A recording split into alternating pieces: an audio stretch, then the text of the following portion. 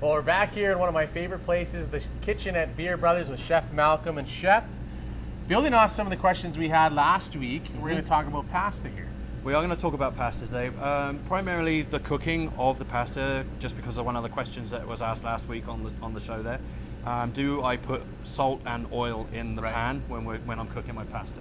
My answer was there is no correct answer to that. Some people do, they prefer to put the oil in, it does help to a certain extent to stop it from sticking, but as long as you've got the water at the right temperature, it shouldn't stick anyway without the oil. So neither answer is incorrect. Let's show them how So we're just gonna, I've got my water boiling here on our trusty camping stove again.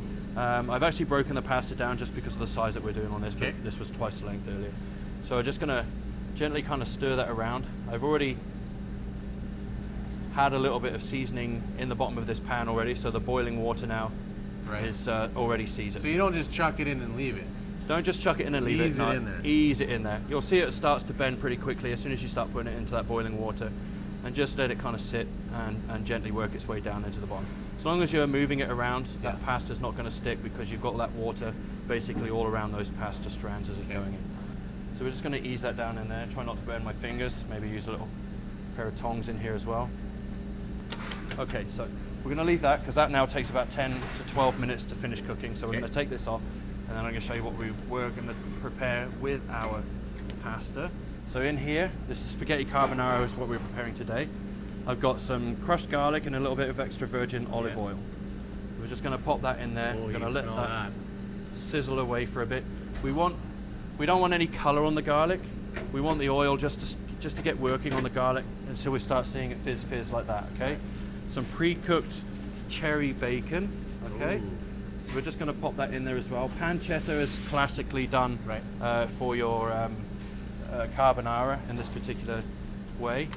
So we're just going to let that sit, come to the sizzle. We don't want the bacon too crispy, but we want it to cook a little bit more of that fat out, okay? And that carries on, just sizzle there for a few minutes. Now over here, I have some pre-cooked pasta. I'm just going to pull this down a little bit. So you go right into the pan just right into the pan with this, Because you're going to just warm everything all up through there.